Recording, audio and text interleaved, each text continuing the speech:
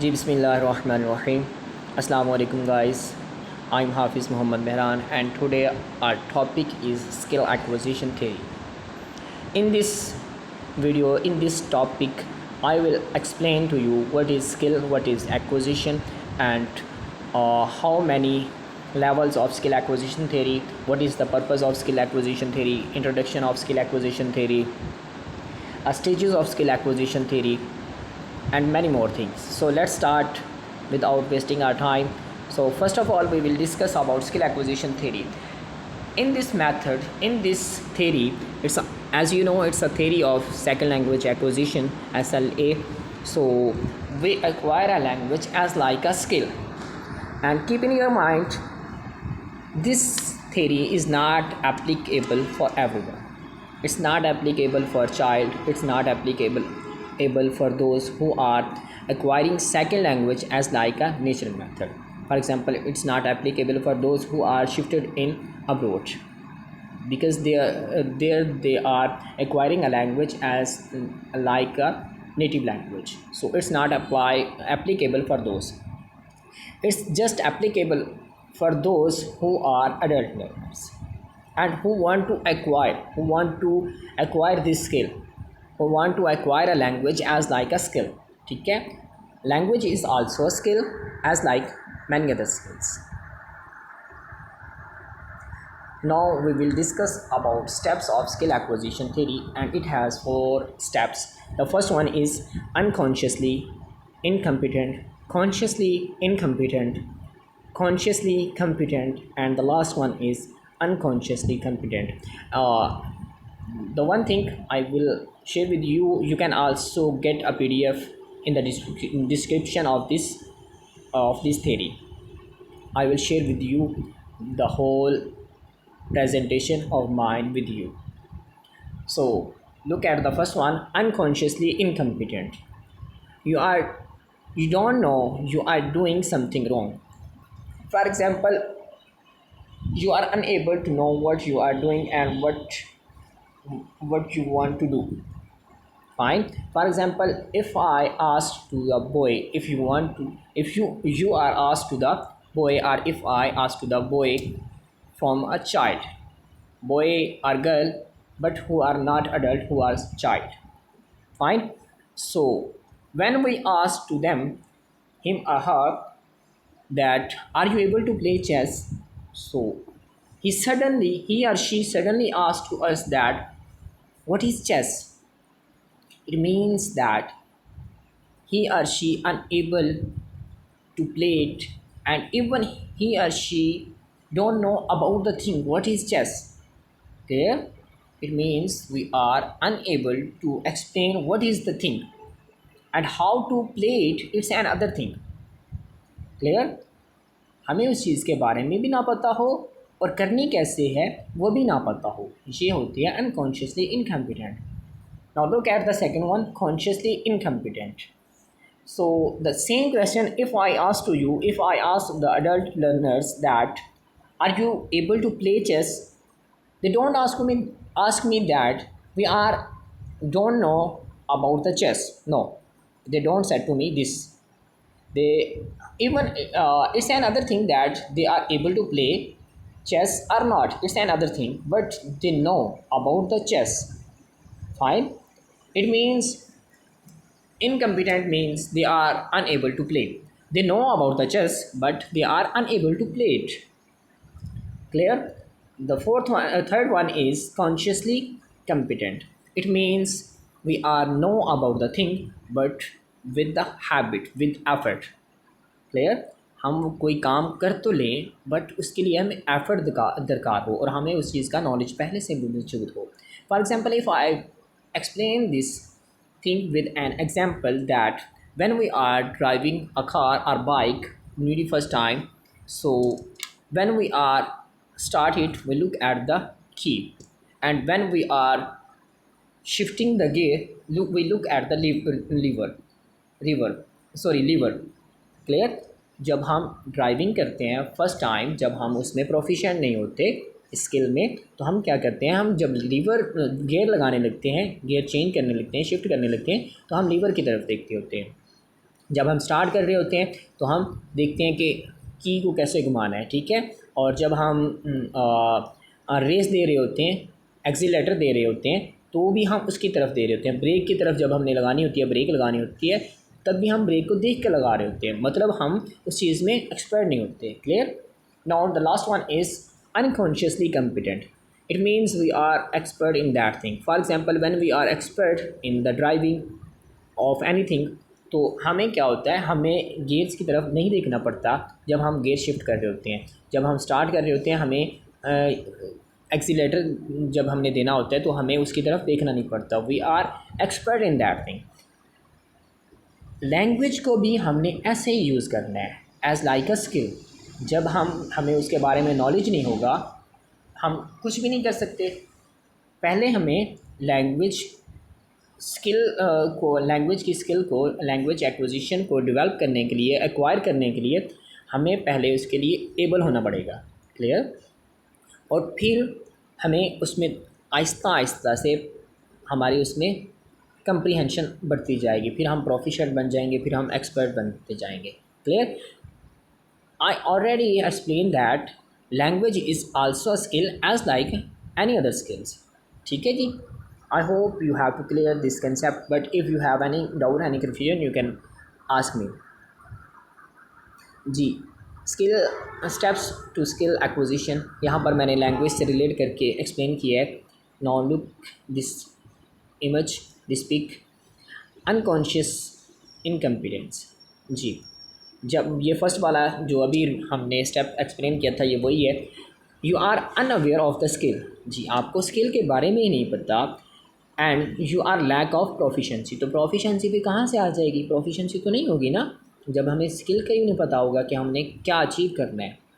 Ji, the second one is conscious incompetence. जी, अब हमें स्किल का पता है, लेकिन करना कैसे है, हम उसमें प्रोफिशेंट नहीं है, लेकिन हमें अब स्किल का पता चल गया है। क्लियर। द नेक्स्ट वन देखें जी, कॉन्शियस कॉम्पिटेंस। अब हमें स्किल का भी पता चल गया और हम एफर्ट के साथ प्रोफिशेंट बनने की भी कोशिश कर रहे हैं। ठीक है। You are able to use the skill but only with effort के बगैर हम वो काम नहीं कर सकते, एफर्ट लगेगी हमारे, यानी कि सेंटेंस बनाने में हमें कॉन्शियस रहना पड़ेगा, अदरवाइज़ हम सेंटेंस नहीं बना सकते, कम्युनिकेशन नहीं कर सकेंगे इन द टारगेट लैंग्वेज।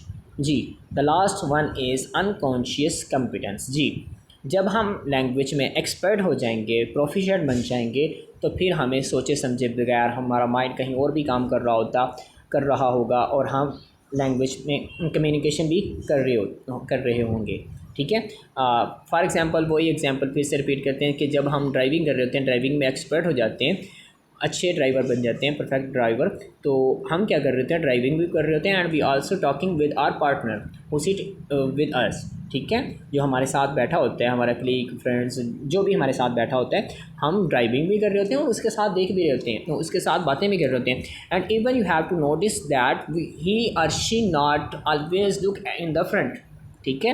वो हमेशा फ्रंट की तरफ नहीं देख रहा होता, कभी वो इस तरफ देख रहा होता है या देख रही होती है, कभी उस तरफ, मतलब अनकॉन्शियसली उसको कोई टेंशन नहीं होती, रिलैक्स होकर ड्राइविंग कर रहा होता है। तो हमें भी जब लैंग्वेज में हम एक्सपर्ट हो जाएंगे सेकंड लैंग्वेज में, तो अब तब हमारे साथ भी यही होगा। ये सेम चीज़ें मैंने एक्सप्लेन की है, वही चीज़ है। तो हम इसको ज़रा स्किप करते हैं ताकि वीडियो ज़्यादा लंबी ना हो जाए, लेंथी ना हो जाए। History of skill acquisition theory. जी, ये प्रपोज की थी एंडरसन ने इन 1982 टू 1983। ठीक है। ये प्रपोज्ड बाय एंडरसन ने, ये MCQs आ सकता है, सो इसको हाईलाइट कर लें अपने पास। एंड डेवलप्ड बाय डिकर्सन का नाम ज़्यादा आता है कि उसने इस पे ज़्यादा मेहनत की है इस थ्योरी को कंपोज करने में। ठीक है जी, इन्होंने 1997 में स्टार्ट किया था and he has done in 2015। Clear जी। History of skill acquisition theory, ये डिकर्सन ने एक्सप्लेन किया था, इसमें ये बात बयान की गई। जी, next one is declarative procedural and automatic. जी, डेक्लरेटिव क्या होता है, हमारे पास जो माइंड में और पहले से ही नॉलेज मौजूद होता है, वो हमारा डेक्लरेटिव नॉलेज कहलाता है। ठीक है। ये मैंने आपके डिटेल से एक्सप्लेन किया हुआ है, ज़रा इनको देखें, ये स्लाइड देखें। Knowledge about a skill without ever even trying to use it. हाँ जी, ये हमें डेक्लरेटिव हमारे पास क्या होता है, जिस चीज़ के बारे में हमें ऑलरेडी से नॉलेज हो, हमारा एक्सपीरियंस हो, ठीक है, ऑब्जर्वेशन की हो, हमने उसके ऊपर एनालिसिस किया हो। As like I already explain that theoretical knowledge, ठीक है, थेरोटिकल नॉलेज हमारे पास क्या होगा, डेक्लेरेटिव। डेक्लेरेटिव नॉलेज हमारे पास क्या होगा, जो हमने ऑब्जर्वेशन से देखा हो, ठीक है। हाउ टू ड्राइव, जो चीज़ हमें ड्राइविंग करने से, स्टार्ट करने से पहले, सीखने से पहले जो हमें पता होता है ना कि गाड़ी के 4 गियर होते हैं, एक रिवर्स गियर होता है, और शिफ्ट कैसे करना है, पहली तरतीब कौन सी है, दूसरे की कौन सी है, तीसरे की कौन सी है, ये सारा हमारे पास जो नॉलेज है वो हमारे पास डेक्लेरेटिव नॉलेज कहलाता है, ठीक है जी। जी, देन प्रोसीजरल।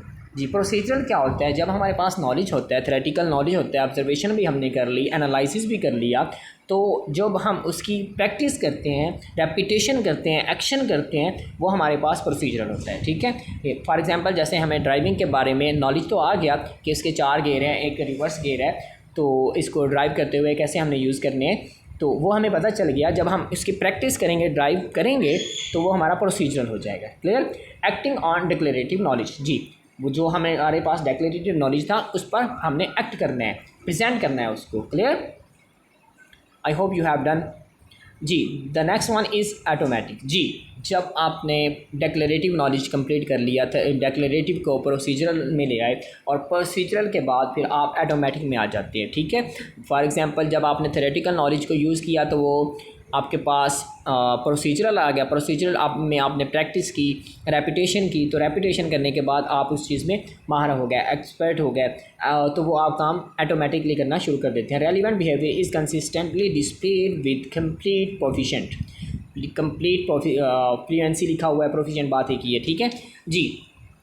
तो आप उस चीज़ में फिर लैंग्वेज में, जैसे कि हमने ड्राइविंग की बात की थी, इसी तरह से आप जब अपने थ्योरेटिकल नॉलेज को अप्लाई करना शुरू करोगे, उसकी फिर प्रैक्टिस करोगे, वो प्रोसीजरल हो जाएगी। यानी कि आपके पास जो नॉलेज है उसको स्पीकिंग स्किल में लाएंगे, आप बोलेंगे, सेंटेंसेस बनाएंगे, वो आपका प्रोसीजरल हो जाएगा। और जब आप उसकी प्रैक्टिस करेंगे, रेपिटेशन करेंगे, तो वो आपके पास ऑटोमेटिकली आपके माइंड में सेंटेंसेस बनते रहेंगे और आपको ट्रांसलेट करने की भी ज़रूरत नहीं पड़ेगा। First we think in our native language and then we convert in target language. तो ये ज़रूरत भी हमें पेश नहीं आएगी, हम ऑटोमेटिकली नेटिव लैंग्वेज बोलना स्टार्ट कर देंगे।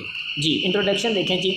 The representation of information in memory concerning some environmental or cognitive event. जी, जो हमारे माइंड में ऑलरेडी से रूल्स पर मौजूद हैं, वो हमारे पास क्या कहलाते हैं, कॉग्निटिव नॉलेज, कॉग्निटिव थ्योरी। जी, इसी लाइन के आगे देखेंगे, skill acquisition draws on John Anderson ACT theory. जी, एक्ट थ्योरी प्रेजेंट की है जॉन एंडरसन ने। ये एमसीक्यूज पे निशान लगा लें जी। ये who has to present ACT theory, और अदर से अगर एमसीक्यूज आ जाए तो इस तरह से पूछा जाता है act theory. Act stand for, act theory stand for, तो ये स्टैंड फॉर होता है adaptive control of thought. Clear, ये आगे एक्सप्लेन भी किया हुआ मैंने। Which he called a cognitivist stimulus response theory. Act stands for adaptive control of thought. Act theory distinguish declarative knowledge of facts and concepts, such as the fact that adjective degree, from procedural knowledge, knowing how to do things in certain situations, such as understand and speak a language. Clear? I hope you have to understand. The theory, ये उसके explanation की हुई है इसमें जी। चले मैं ऐसे explain कर देता हूँ। इसमें एक्सप्लेन क्या किया गया है कि वो देखें आप लोग, इसको जब रीड आउट करेंगे तो इसमें कार की एग्जांपल एक्सप्लेन की गई है कि कार, जब हम उसके बारे में नॉलेज होता है, वो हमारे पास डिक्लेरेटिव नॉलेज है। जब हम उसकी प्रैक्टिस करते हैं तो ये हमारे पास प्रोसीजरल बन जाता है। जब हम उसमें एक्सपर्ट हो जाते हैं तो वो हमारे पास ऑटोमेटिकली बन जाता है। इसके लास्ट लाइन में देखें आप लोगों को मिलेगा लिखा हुआ कि, या नहीं, आई थिंक नेक्स्ट में है, वो आगे एक्सप्लेन किया गया है कि जब हम जिस चीज़ के बारे में ज़्यादा ध्यान देंगे, ज़्यादा थिंक करेंगे, हम उसी चीज़ में ज़्यादा एक्सपर्ट हो जाएंगे। For example, if you are thinking to develop your ability in anything. For example, अगर आप लैंग्वेज स्पीकिंग को बेटर करना चाहते हैं तो आपको स्पीकिंग में ज़्यादा रुझान देना पड़ेगा, ज़्यादा तवज्जो देनी पड़ेगी। And if you want to develop your listening skill then आपको ज़्यादा सुनेंगे तो आपकी लिसनिंग स्किल ज़्यादा बेटर हो जाएगी। क्लियर जी। ये देखें जी, what are the 5 levels of skill acquisition. जी, स्किल एक्विजिशन के 5 लेवल्स होते हैं। Now we will discuss them one by one. First one is novice, the second one is beginner, the third one is competent, the fourth one is proficient, and then last one is expert। जी, novice, who is novice? A person who have don't proficient knowledge about the skill। Clear, जिसको proficient knowledge ही नहीं है skill के बारे में वो हमारे पास novice होगा। बिगनर, हाँ जी, who have a small knowledge about the skill and he has to start, जिसने अभी अभी स्टार्ट किया होगा वो हमारे पास बिगिनर होगा। जो बिगिनर से पहले आएगा, जिसने अभी काम करना स्टार्ट ही नहीं किया होगा, वो नोविस कहलाएगा। ठीक है। कॉम्पिटेंट, जी, बिगिनर के बाद आता है कॉम्पिटेंट, जिसने काम करना स्टार्ट कर दिया और एंड ही और she able to make a sentences, make a phrase, make a clauses. ठीक है, सेंटेंसेस बोलना उसने स्टार्ट कर दिए हों, बनाना शुरू कर दिए हों, तो वो कॉम्पिटेंट होगा। मतलब उसने उसमें कॉम्पिटेंस करना शुरू कर दिया है सेकंड लैंग्वेज में, टारगेट लैंग्वेज में। Clear. And the fourth one is proficient. जी, जब स्टार्ट कर देंगे, स्टार्ट ले लेंगे तो फिर आप कॉम्पिटेंट भी हो जाएंगे। कॉम्पिटेंट जब हो जाएंगे तो फिर आप ज़ाहिर सी बात है प्रोफिशिएंट तो बन ही जाएंगे। अगर आप किसी भी काम में आप लगे रहेंगे, कंस्टेंटली बरकरार रखेंगे, तो आप उस स्किल में प्रोफिशेंट हो जाएंगे, एक्सपर्ट जिसको हम कहते हैं। लेकिन अभी हम प्रोफिशेंट की बात करते हैं, तो आप उस काम में प्रोफिशेंट हो जाएंगे। लैंग्वेज में भी इसी तरह, जब आप स्पीकिंग की प्रैक्टिस करेंगे तो with the passage of time you will be become proficient. And if you are practicing of listening skill then you will become proficient in listening skill. आपकी लिसनिंग स्किल डेवलप हो जाएगी, बेहतर हो जाएगी। जी, the last one is expert. जी, proficient के बाद आता है एक्सपर्ट, जिसमें फिर आपके पास नॉलेज ही नॉलेज होता है, आपको सोचने की ज़रूरत नहीं होती। आपसे कोई भी क्वेश्चन कर लिया जाए तो आप सडनली रिप्लाई कर देते हो। ठीक है, आपको आपकी लिसनिंग स्किल भी इम्प्रूव हो जाती है, आपकी लिसनिंग भी इम्प्रूव हो गई, आपकी स्पीकिंग भी इम्प्रूव हो जाएगी। यानी कि आप उस चीज़ में एक्सपर्ट बन गए। एक्सपर्ट समझते हैं ना, जो काम अच्छे से कर सकते हैं। क्लियर जी। What is the purpose of skill acquisition. जी, हमारे पास इसका पर्पज़ क्या है कि हमने जिस चीज़ को भी करना है, पहले जैसे आप लोग इसमें देखें, चले हम एक बार रीड आउट कर लेते हैं। Skills acquisition can help prepare you to perform the functions of your job at a proficient level and take on other roles in your industry। Robert Dekeyser has argued that through the so-called power law of practice, we can proceduralize declarative knowledge of language over time. But he is clear that this only works in some conditions, with some structures and with some learners, typically adult learners। ये मैंने आप लोगों को शुरू में ही explain कर दिया था that it is not applicable for everyone, it's just applicable for those who want to acquire a language as like a skill। तो बच्चे अगर करेंगे तो वो उनकी नेटिव लैंग्वेज हो जाएगी, तो हम इसलिए इट्स नॉट फॉर अडल्ट्स। और अगर कोई अब्रॉड जा रहा है तो वो वहाँ पर सेकंड लैंग्वेज को as like a native language acquire कर रहा है फ्रॉम हिज इन्वायरमेंट, तो फ्रॉम हिज हर इन्वायरमेंट से। ठीक है, तो जो क्लास के इन्वायरमेंट में सीखेंगे, हर बंदे का अपना एप्टीट्यूड होगा, वो हमारे पास क्या होगा, वो स्किल एक्विजिशन को एक्वायर कर रहा होगा। The theory also claims that the think of knowledge the theory also claims that the kind of knowledge which can be automatized is very specific and does not transfer to other areas। For example, ये वही example आगे जो मैंने अभी explain की थी। If you practice speaking you get better at speaking, and if you practice listening you get better at listening. Clear, जिस चीज़ में आप प्रैक्टिस ज़्यादा करेंगे आप उसी में ज़्यादा बेहतर होते जाएंगे। What can language teachers take from this. हाँ जी, टीचर्स इस लैंग्वेज को कैसे लेते हैं जी, हम देखते हैं इस लैंग्वेज को जी। टीचर्स हमें क्या कहते हैं कि प्रैक्टिस मेक्स मैन परफेक्ट, और इट्स अ ट्रू। अगर हम इस चीज़ की प्रैक्टिस करेंगे तो हम उसमें एक्सपर्ट होते जाएंगे।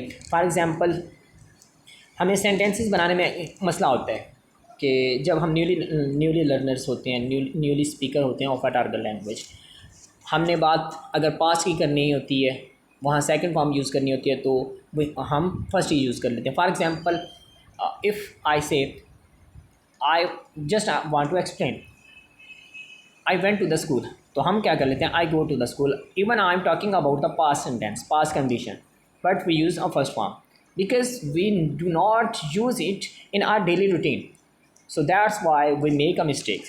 Clear? तो हमने क्या करना है, जब हम उसकी प्रैक्टिस करेंगे, रेपिटेशन करेंगे कि हमने सेकंड फॉर्म यूज़ करनी है जब हम पास्ट की बात करेंगे, ठीक है, तो हमें पता चल जाएगा कि गो नहीं आना, वेंट आना। आई went to the Murree, I went to the school, I went to the Lahore, I went to the market, I went to the mall shop. Clear? Anything you want to add, ठीक है। You can teach a rule and practice it to the point where comprehension and production become automatic with some more able pupils. We see this quite regularly. It does seems to seem extent the practicing speaking makes for better speakers and practicing listening. ये अभी जो हमने बात की है कि अगर हम प्रैक्टिस करेंगे स्पीकिंग की तो हम स्पीकिंग में बेटर हो जाएंगे, and if we are practicing of listening skill then we are become better in listening skill. Clear? ये वही बात हो गई जी। लेक्सिको ग्रामेटिकल अप्रोच, ये हम ऑलरेडी डिस्कस कर चुके हैं। नेक्स्ट एक बार देख लेते हैं। The lexico grammatical approach where the focus is on meaningful chunks lots of receptive input along with grammatical explanation. Input features strongly as does output practice. Clear? जिसमें हम फोर्स लगा के किसी काम को करते हैं, हमारे सेंटेंसेस बनाते हैं, पहले हम नेटिव लैंग्वेज में बनाते हैं, फिर उसको एक्सप्लेन करते हैं, ट्रांसफ़र करते हैं इन आर टारगेट लैंग्वेज जी। Now look at the next slides, phrases of skill acquisition theory जी। वही बात, declarative knowledge and then we compile it, compile mean वही प्रोसीजरलाइज इट, एंड देन वो प्रोसीजरलाइज जो आपका नॉलेज है उसने आपने जो कंपोज किया है वो आपका प्रोसीजरलाइज बन जाएगा, और then you then we will become automatizations, we will become proficient.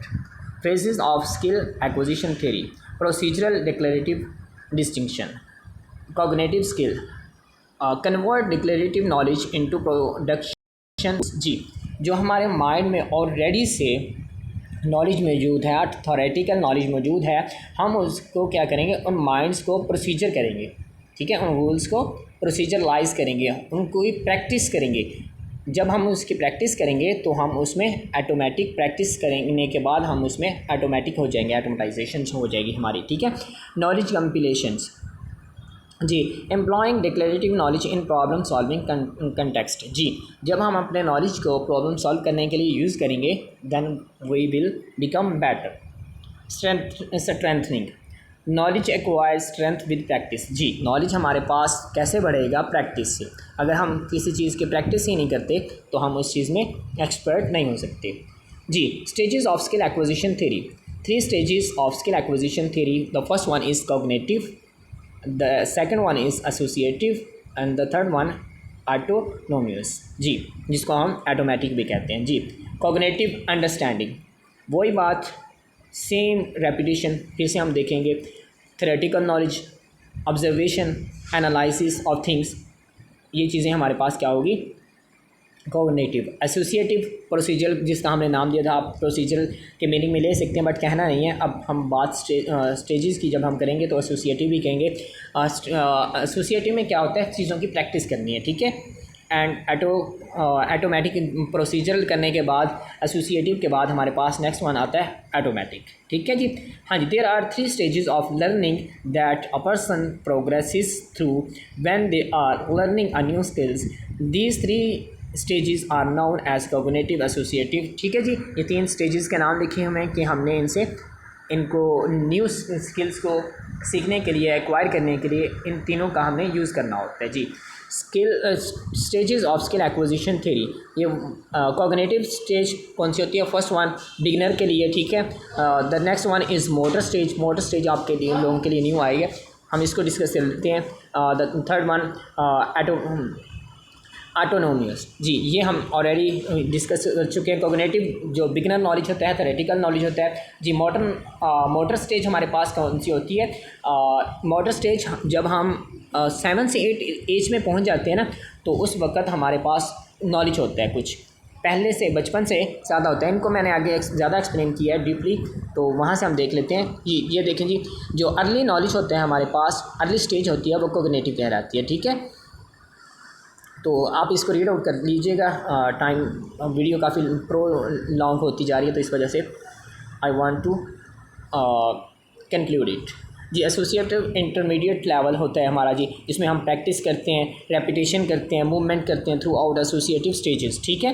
इन सब चीज़ों की हम रेपिटेशन करते हैं, क्लियर जी। द लास्ट इज़ ऑटोनोमियस जी। The autonomous stage of skill acquisition revolves around जी। ये हमारे पास क्या होती है? जब हमारे पास डिक्लेरेटिव नॉलेज होता है, कॉग्निटिव जिसको हमने अभी बोला, कॉग्निटिव होता है, मोटर स्टेज होती है, उसके बाद हमारे पास आती है लास्ट स्टेज ऑटोमेटिक जिसको हम कहते हैं, ठीक है। तो जब हमारे पास हम बिगिनर होते हैं तो हमारे पास नॉलेज होता है, ऑब्जर्वेशन करते हैं, हम एनालिसिस करते हैं। मोटर स्टेज में हम क्या करते हैं? उसको प्रैक्टिस में लाते हैं उस नॉलेज को, ठीक है, जो हमारे पास ऑलरेडी मौजूद होती है, जिस चीज़ की हमने ऑब्जर्वेशन की होती है, थ्योरी हमारे पास जो मौजूद होती है, हमारे माइंड में मौजूद होती है, कॉग्निटिव माइंड से रिलेटेड, ठीक है, जो हमारे माइंड में ऑलरेडी हमारे माइंड में ऑलरेडी रूल्स होते हैं, ठीक है। और जब उन रूल्स को हम उन रूल्स की प्रैक्टिस करते हैं तो वो हमारे पास मोटर स्टेज बनती है, और जब हम रूल्स में प्रैक्टिस करने के बाद एक्सपर्ट बन जाते हैं तो वो हमारे पास लास्ट स्टेज बन जाती है, जिसको ऑटोनोमियस कहते हैं, ठीक है जी। जी, ये drivers model of skill acquisition theory है जी, वही हमने जो पहले एक्सप्लेन की, आई हैव ऑलरेडी एक्सप्लेन। ये ज़रा सा फिर से देखें, novice, advance, beginner, competent, proficient, expert, ये मैंने पहले एक्सप्लेन कर दिया, आई थिंक सो। अब दोबारा से एक्सप्लेन करने की ज़रूरत नहीं है, ये वही चीज़ जी। The model is based on 4 binary collectivities जी। किसी भी स्किल को डेवलप करने के लिए हमारे पास ये 4 चीज़ें होती हैं। रिकलेक्शन जी, नॉन सिचुएशनल और सिचुएशनल। बाज़ का हमारे पास सिचुएशंस ऐसी आ जाती हैं कि हम चीज़ों को सिचुएशनली मैटर करते हैं। जैसे शुरू में आप लोगों को मैंने कार के एग्जांपल दी थी कि कार के हमने गियर कैसे शिफ्ट करते हैं, और अगर हमारे पास कार ही ऑटो आ जाए तो फिर नॉन सिचुएशनल होगी ना, तो फिर हम उसमें कॉन्शियसली ड्राइव करेंगे फर्स्ट टाइम, सेकंड टाइम, और जब कुछ टाइम बाद हम उसमें भी प्रोफिशिएंट हो जाएंगे तो अनकॉन्शियसली कॉम्पिटेंस हम उसको करना शुरू कर देंगे, क्लियर जी। The next one is recognition जी। डिकम्पोज्ड आर होलिस्टिक जी, उसको दोबारा से हम डिकम्पोज करना शुरू कर देते हैं। डिसीजन, हम फिर जो हमारे पास नॉलेज होता है सिचुएशन या नॉन सिचुएशन का, हम उनका एनालिसिस करना शुरू कर देते हैं। अवेयरनेस जी, हमारे पास उन चीज़ों की अवेयरनेस हो जाती है, मॉनिटरिंग करना शुरू कर देते हैं हम उन चीज़ों की। The skill level is tied to a mental function